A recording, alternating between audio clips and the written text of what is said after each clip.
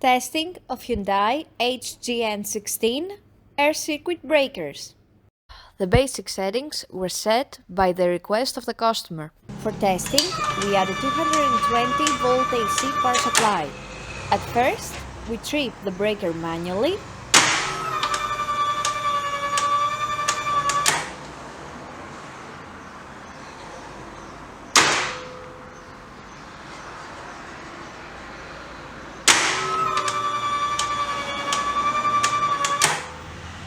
Then, we tripped the breaker with the help of the UVT.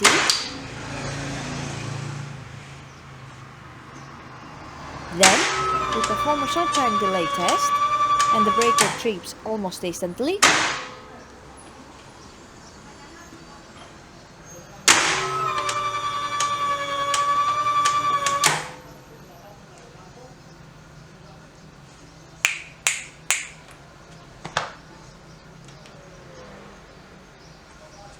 And finally, we perform a long time delay test, and after about 40 seconds, the breaker trips.